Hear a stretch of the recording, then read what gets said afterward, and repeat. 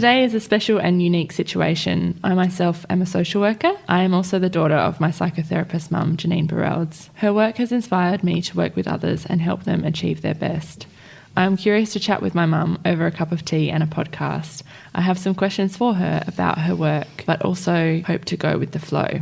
Although I have talked and followed her enthusiastic approach to her work in her role as a palliative care practitioner and as a psychotherapist, I will now, in this slightly more detached way, hopefully gain more understanding and learning from her. My mum tells me that the connection with the therapist is as important as the therapeutic process itself. As Carl Jung states, it's not what you know, it's who you are. Freud shared a psychotherapist should be like an empty canvas so that his clients may project onto him what they need. He also stated that he is mainly interested in the basement of the personality of someone's house. Psychosynthesis is interested in all the floors of the house, including the attic, the sunroof, and the balcony, from which we can reflect on our connection with the sun and the stars and our higher self. The invitation is to build a staircase or elevator in this personality house so that we have the benefits of all levels. It is known that you are a well-known therapist, Janine, or a guide with your clients, travellers as they are called in psychosynthesis, from all over the world and from different cultures because you have lived and practiced yourself in many countries. So as a psychotherapist, you often ask questions, and now it's your turn to answer and reflect. I know that clients have regularly expressed that they are curious about you, wishing that they could hear or write your story.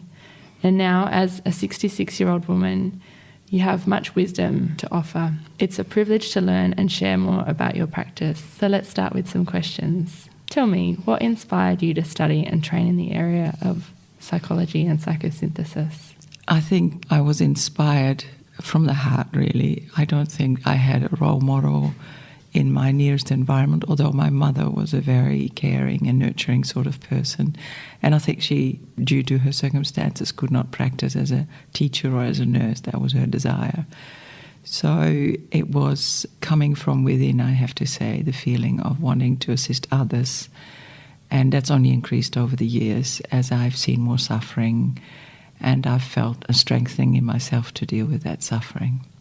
And tell us a little bit about what psychosynthesis philosophies and the theories are based on. So psychosynthesis was designed initially by a psychiatrist called Roberto Assagioli, who was born in 1888 and died in 1974.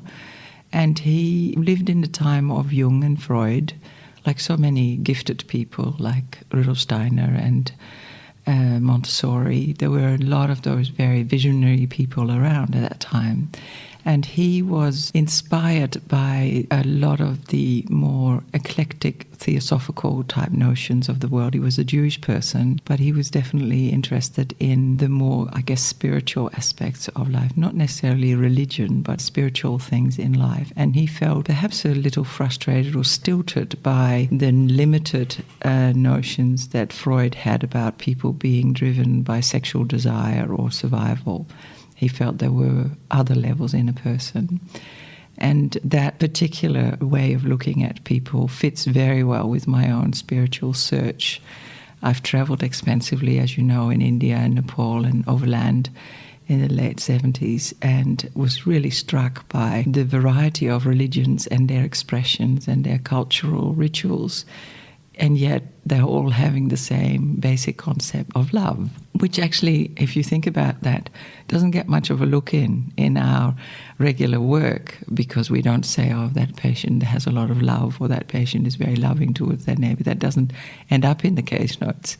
We talk about other aspects. We talk about other significant things that we observe. So that's why sometimes psychosynthesis is called, it's an optimistic, enabling type of psychology. So that really drew me in. It was a merger of my personal stance in the world and then the techniques of psychosynthesis really fit that well. So I guess that description of love, is there a way that's described in psychosynthesis that resonates with you? Yeah, I think in psychosynthesis they talk a great deal about the higher self or the deeper self. And that is described as an ontological identity, so it means it's not attached, it's eternal. It's, in a sense, almost like an observer part of ourselves. And from that point, I've noticed this in my own practice as well, it's easier to work with, say, traumatic issues because there's no judgment, there's no need to rescue, there's no need to change the situation or change the patient or the client, whatever you call it, or fellow traveller. So they can it's easier for them to externalise from the situation. Yes. So whereabouts did you do your training?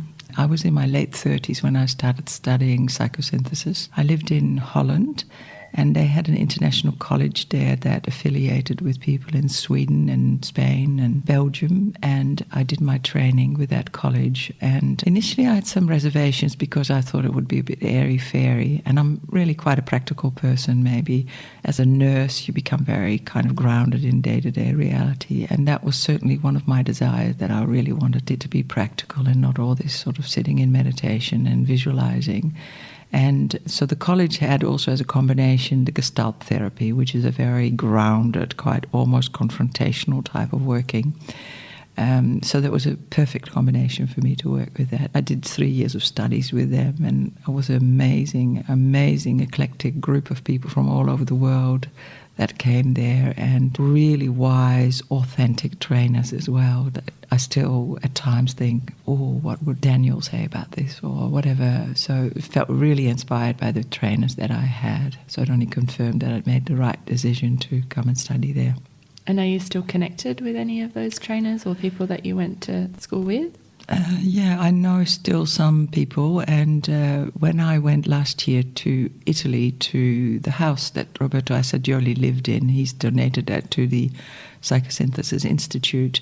I met with some people from Holland, and I met with some acquaintances from that time, and it felt like an immediate family feeling with them as well. And they're all humble because they don't underestimate their own search for meaning and their own search for their own improvement, I guess.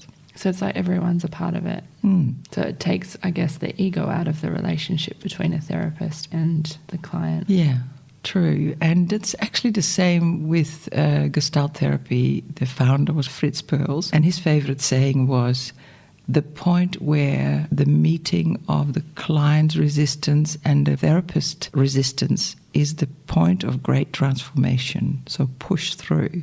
That was his idea. So if you meet someone who's exhibiting something really outstanding to you, like a tick or a flickering of the eyes constantly, instead of pretending it's not there, confront it, see what happens, and it becomes a point of enormous catharsis, so a letting out of all feelings, but it also becomes a point of great transformation, and I found that to be true as well. It's almost like you're letting yourself and the client be vulnerable with each other, as well. You've got that foundation to start with. Yes, that's a very good point, Sal. It's almost like you're sharing your humanness with the other person.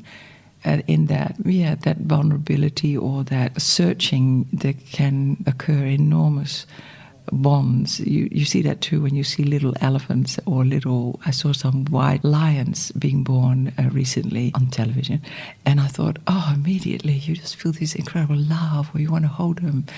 And so the vulnerability of these little creatures, but also the vulnerability of us humans, is often very gluing and very attracting and leads us back to the heart, I think. So what are the most significant bundle of ideas, and by which philosophy was Roberto Assagioli, the founder of Psychosynthesis, inspired by? Well, he was interested in theosophy, but he was born as a Jew, so the Kabbalah was important to him. Sorry, theosophy? Theosophy, yeah, which was founded by a lady called Anna Blavatsky, and she was studying in quite an intellectual way all the different world religions and comparing them and then making a combination of those practices early on already into meditation and into mindfulness. Personally, I think it's a very intellectual path, so it doesn't necessarily appeal to my skill sets or who I'm built like. So he was inspired by that, but he was certainly also a doctor and studied psychoanalysis, of course. We've studied with Freud, and he met Jung a couple of times. And he was a humanist. He, just as an expression of that, when I went to the house that he lived in, the bottom floor of his house he gave to patients to live in who were poor. And one of the patients lived with him for 18 years in the house itself. Wow. Because he just felt that there was no difference between them and him. So it was not just a task or a job, it embodied it in his life as well. Do you have any favourite sayings by him? Yeah, my favourite saying is, calm, calm, we're in eternity, which puts so much perspective when you get caught up in the drama of life or in the need to maybe rescue someone or in the need to change yourself, to kind of say, calm, calm, we're in eternity. It gives room to breathe. That's beautiful. How do you find, I guess, that quote? How does that resonate in your practice when you're with patients? Well, exactly there, that when I get caught up in, oh, this is terrible, or this is upsetting, or I need to offer more, or I need to change some things, or maybe I'm not enough as a therapist, or I find that is indeed expanding my feeling of the person in their life script will find meaning. And I guess it pays into the notion of the Eastern philosophy of karma and reincarnation, that at this point in time that person may be really suffering, but they will also, through that suffering, discover perhaps a wisdom that they know in no other way would discover. So meditation, visualization, practicing mindfulness, they're all really important components that I utilize. And they don't only come from psychosynthesis, they come from other philosophical paths that I follow. It's almost like when I'm sort of thinking of when people have been through hard things, they would never want that of themselves. But then when they look back on it, they always say they're glad they have because they've learned so much about themselves, or it's created a new sense of outlook. Yeah. It's interesting, isn't it? It's interesting that we as an outsider can observe that. But if you say that to someone who's in the middle of a crisis, you might end up with conflict, isn't it? That's true, that's true. But I suppose if you speak to them 10 years later, even reading biographies of people who've had very traumatic experiences, they would never have wanted that in their lives. But after the fact, there's all of these things that have come from it, or relationships that they've formed. True. I often remind myself, it comes to the surface, that I worked with an AIDS patient who was in his last days of his illness process and was dying. This is in my role as a palliative care practitioner, and he was desperate, he was in a lot of pain, and he was emaciated. He didn't want to see anyone anymore because he felt embarrassed about himself. And then we were having a conversation as I was giving him a bath, and he said, you know, Janine, this has been really difficult, and I'm really, really scared to die, but I wouldn't have want to miss it for the world. Wow. It's an amazing experience, isn't it? So tell us now, let's move into, I guess, some of the rewards of your work as a psychotherapist. What's the most rewarding part of your day, I suppose? I'm always very curious when I meet new people, because I do have that very distinct feeling that no one comes to see me without there being a very deep reason for it. Some people only come once. Some people come for, I have people that I've seen for 25 or over longer than that. And that is surprising to me, that it still remains relevant for them and it still remains relevant for me, and that in that exchange we still find other explorations. And because you don't come from pathology, or that's not the main kind of analysis that you make, that there's something wrong with that person, it remains inspiring and interesting and fascinating to see people go through their different life phases just like I am. I find that really interesting, the long-term people. But I'm always curious about who comes through my door. And I find it rewarding too to see that when I'm battling with an issue in myself, frequently I might get people that are in some way are also struggling with that. Or when I've just resolved something, I find that, hey, all of a sudden people come to me with that topic. Also, the wonderment that I have that people often give me feedback that I can't really understand almost, and think, really? Is that what they feel? Like they might say things like, you're so motherly, or you're so compassionate. And they're not necessarily skills, they are aspects of my being, I guess, that I haven't necessarily done a training for. It's just there. Your qualities. Yeah, and they are just, lovely to hear that. I think that the flip side is that I sometimes find it a bit hard to do confrontational stuff. But that's where the Gestalt comes in, that sometimes I'm pretty potent about what I dare to say. Yeah. You've mentioned sort of talking about what you enjoy most about your work, that sense of curiosity. And I know that in the social work practice, it's very important to remain curious. But I'm interested to hear for the people listening, what does that mean to you, curiosity, as a therapist? Well, for me, it means that the curiosity is expressed, that people are so resilient often. In the most difficult circumstances, they find inner reflections that push them through that difficult phase, or just a human struggle of.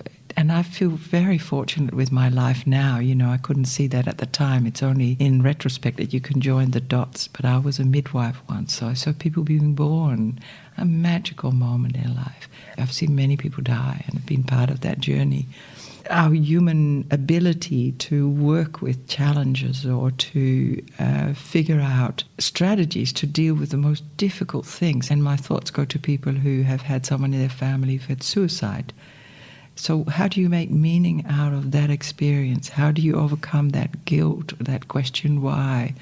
Those sorts of deeper things, and to inquire after that, and to be indeed that empty canvas that Freud talks about. Is I don't need to kind of reflect on that. It's just fascinating to hear how people are able to be so creative with challenging things. And allowing them the opportunity to show or to feel or to be. Yeah, exactly. And calm. And you know, it's actually one of the easiest jobs, I find, in a sense, to just sit with someone. It sounds so simple because you can't just sit and meanwhile think of your shopping or whatever, but to be really, really present, to empty out all your own personal things. That's become a very pivotal practice for me, to really clear out all the thoughts that I have and to be one-pointedly there in that moment with the client is so powerful for me, but it's also obviously very therapeutic. And I think sometimes we get a bit caught up in wanting to practice certain skills or techniques, but it is often just being there with a person that is so important. And very often they go away and say, I can't actually say what we talked about, but I just felt so much better, or I felt uplifted, or... All right, so we've talked about what you found rewarding in your role and the things that you're, I suppose, grateful for. What about the challenges? What do you find particularly difficult in the work that you do, Janine? I think I said that already before. When people are very confrontational and angry, I find that difficult. I as a person, try to avoid that. I think it comes a bit as a gender thing as well. I've heard so many people, it's one of those things of late, I've heard so many people confess, particularly women, I hate confrontation.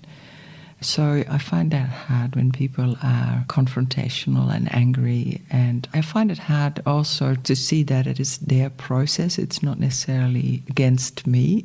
I find it hard to depersonalize that and think, no, that's not to do with me. And whereas if people are sad, I find it easy to stay with that. When people are angry, I find it not so easy to kind of say, for example, ask a question or be curious about that, because my kind of fear is taking over then. Yeah, and I suppose with the philosophy of having that empty canvas, you're making yourself open to everything, and that includes when people are angry or...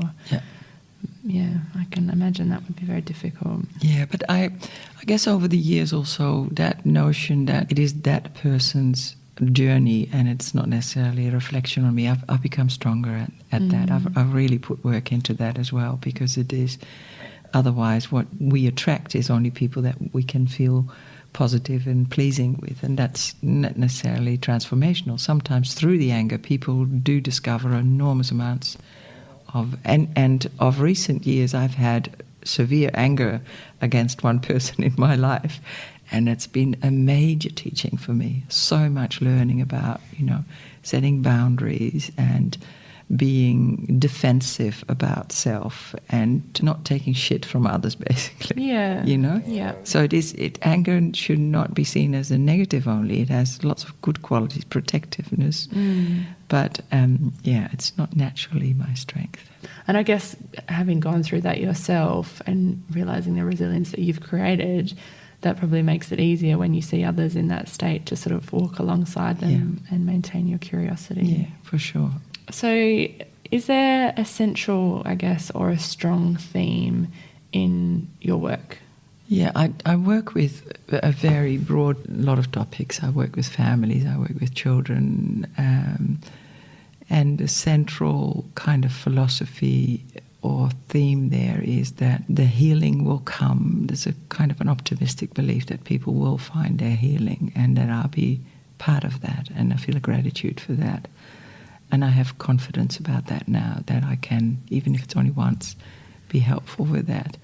And that's where that description of the house is so potent, that we all have a potentiality. And when you think about it, when you fall in love with someone, you often very much focusing on their potential. You can't see anything wrong with them. You just think that person will give you all the things that so far have been unfulfilled.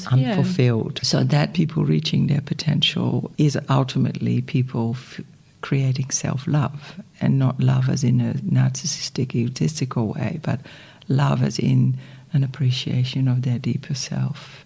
I'm quite inspired at the moment by the self-compassion theory that is around, which actually says that we should have a compassion for our deeper self, not necessarily our ego, self-esteem things, but mainly the kind of appreciation and the curiosity about that deeper self. And through compassion, we can heal so much. I guess that's the other strong thing that I feel, is that when people are afraid, transformation is much more difficult. So when they're afraid of their partner or when they're afraid of their life itself, then transformation is much more difficult. But when they are feeling, nurtured or empathetically held, then they can transform, they can be vulnerable, they can reinvent themselves. The large majority of the people that I work with are people in the middle phase of their life, where a lot of the kind of earlier days issues have been done, and the meaning, the aspect of meaning, how do I prepare myself now for my death even, or my end of life, or what is my legacy? Those are some of the things, I guess, through my palliative care work as well, that are really interesting, I think. Yeah. You talked a little bit about, I guess, the challenges of the work that you do, and I know that there's a high percentage of psychotherapists and other people within the helping profession who suffer from burnout, or they're demoralised by the way that they have to carry their clients' pain. How have you managed to realise that this is a part of the role, but how have you helped to avoid burnout? And have you got any helpful tips? Yeah, I think humour is a very important one. I can actually sometimes almost artificially make myself giggle and laugh as a remedy to just get over one of the strong kind of attachments that I might have to someone's pain, because that does happen. I think for me there's a variety that is important. I love bushwalking, I love working in the garden, and there's a whole variety of activities that I do that kind of divert my mind away from that, and that deep knowledge and belief that that person has the need to learn from this experience. And what is also interesting, we talked about anger before, is that sometimes setting up really good boundaries is a very important skill and tip to say, I'm delegating that back to you. And to, when the session is finished, sometimes I do what they call an aura cleaning, where you rub your hands together and you wipe all the connected energy that you might have received from that person inadvertently or advertently. You wipe that away and send it back to Mother Earth. I find that really helpful, and I often teach people that as well. I do think deep down my philosophy is that I'm not the doer. If people are still not healing, or if there's conflict, I can see more clearly I'm not the doer of that. I can leave that with them. And I don't feel that I have too strong a responsibility for their recovery, which is a trick, really, because a lot of people, particularly when they're in despair, that's how they're trying to engage you, like, what are you going to offer me? What is going to happen now? What are you going to do? How can you help me? Yeah. Yeah. And to reinforce through visualization and meditation with them, I do a lot of visualization activities with people as well, that there is more to them. There is more to them than this desperate person that's looking for solutions. Yeah, so that is my self-help practice as well. And I'm very blessed. I have a very varied life. I have beautiful children like yourself, and I have very good connections with friends, sort of that restore my energy.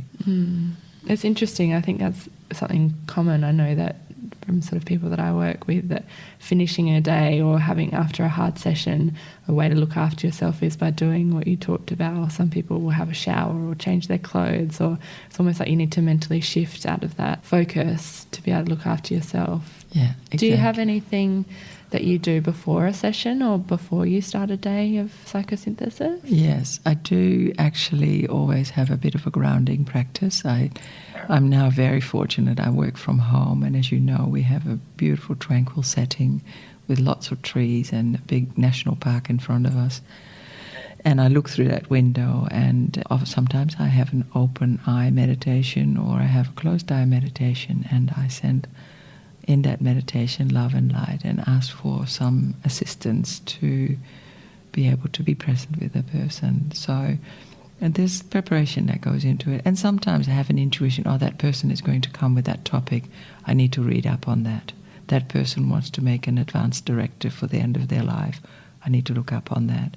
So it's sometimes very practical, but most of the time it's just a stilling of the mind. So you're preparing that focus. Yeah. Okay. How have you seen your work change over the years? Are there things that you do differently now, or that you did before, or things that you used to do before that you don't now? Yeah, I think I was more relying on my training in the earlier days. I felt like, I need to recite that list of things that you need to do, or I need to read up on that. I did a lot of training, and I went to a lot of workshops and did, of course, in all this, supervision and having personal sessions with people has been always part of my practice. I'm also really benefiting from just writing down my own reflections, almost letter to myself, sometimes that I write. And over the years, I think that people have become perhaps less reliant on the therapist. They are very good in researching their own topics, and they often have embarked on a practice of mindfulness or meditation or whatever it is, and they're more aware of, the general components of good health, walking, exercise, etc., etc. So I think there's been tremendous evolution of the clients themselves, that the need for assistance is not as of course, people in crisis still need it, but I don't tend to see those people in my practice a lot.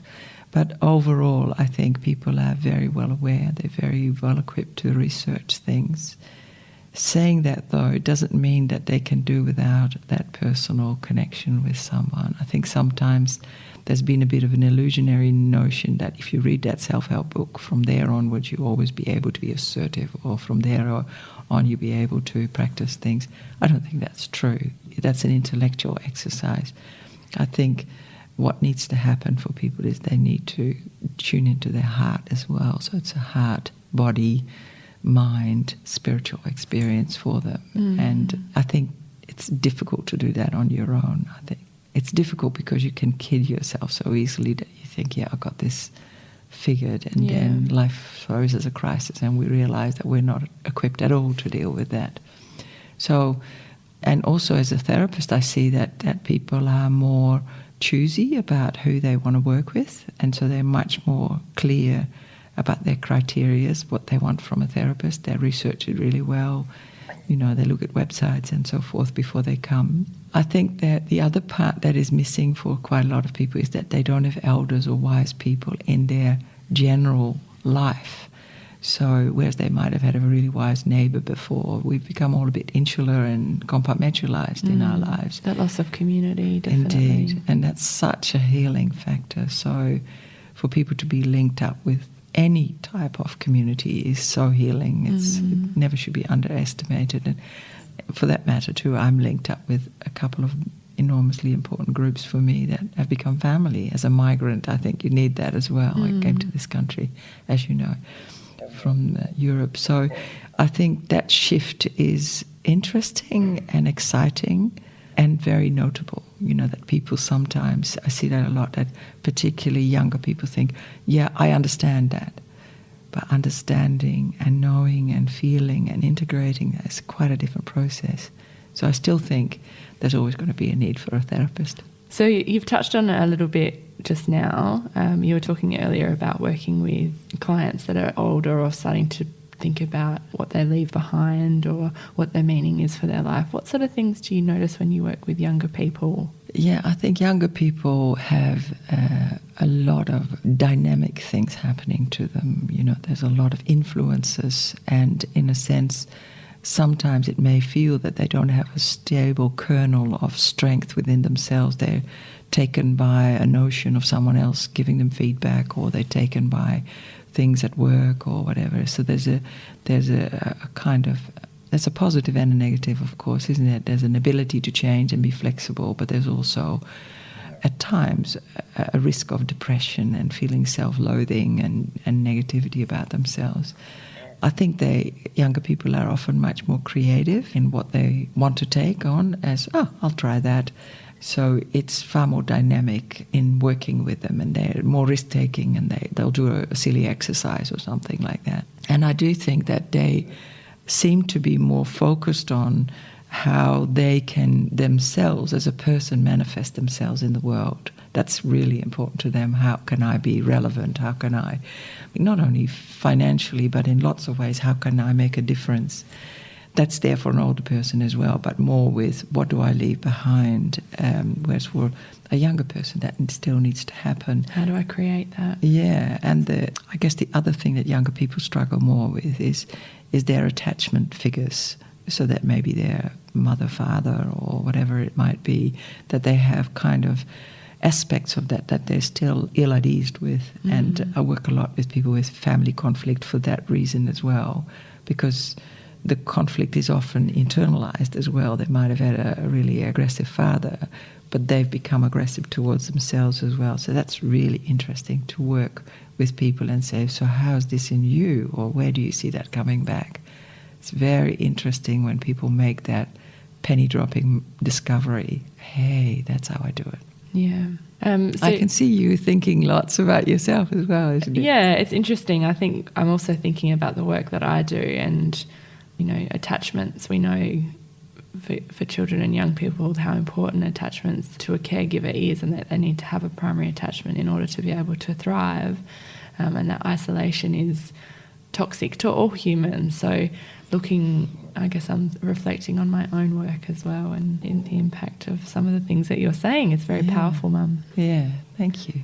So we'll finish off just with some questions and reflections from yourself around spirituality. You've talked about this a little bit already. What does the word spirituality mean to you? I think it has had different meanings in my life at different stages, but spirituality indeed means that aspect of ourselves that is full of mystery and is full of unexplainable things, and that is also positive and optimistic. I guess gives us a strengthening about who we are.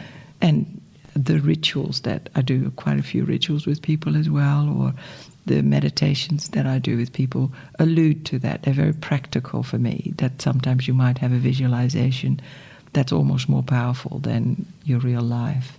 So that there is more to us, the moreness of life, the more expanded consciousness that we can tap into sometimes. And in Psychosynthesis, they talk about there's a map of consciousness that's shaped as an egg, and if you go through a crisis in your life, you end up in the bottom of the egg. You discover all sorts of yucky things, maybe of your past, all sorts of repressed fears. And then you come back into the center again, where your consciousness lives most of the time.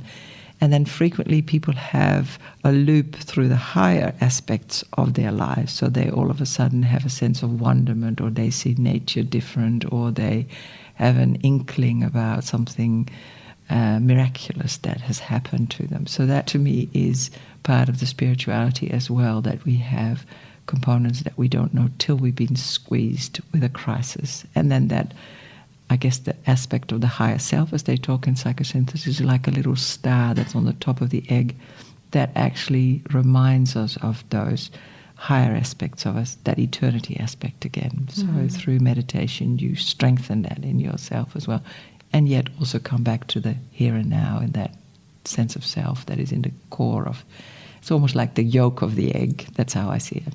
It's always there, and it's got all the nutrients. You just need to find your way back there. That's it. I guess you've alluded to meditation and mindfulness as ways that you assist your clients to help find their spirituality. Is there anything else that you do that you can think of? Yeah, contact with nature, I think I really reinforced that. And I think I was really strengthened lately by a person in the Shetland Islands who's prescribing a health plan with all the practices that we can do in nature. He's a GP, and instead of prescribing medication alone, he prescribes walk your neighbor's dog, have a walk and have a touch of a leaf, stroke a cactus or whatever it is, all those incredibly healing aspects of nature that are so evident, you know, to all of us. So that's certainly one of the things that I work with in myself as well. Very fortunate to live in Australia, Sal. We are. So the final question, and the juicy one, we left the juiciest to last. What have you observed about your own spiritual journey? I think I can probably put that almost in one line, that indeed it's true that we need to be interconnected. It's that sense of community. We are interdependent. So as a therapist, I'm dependent on my client's willingness to work, and that we are more than we think we are. Really, that's what I've discovered over time, and I'm starting to feel more confident with that. I'm not naturally a super confident person, but I've started to feel through the illustrations that I'm seeing in my work and in my life that is there, and that I can be confident about that. You've allowed yourself to tap into it. Yeah. Beautiful. Well, thank you so much for answering some of my questions. Thanks, Al. And also thanks for listening. I hope you enjoyed the podcast. Thanks, Mum.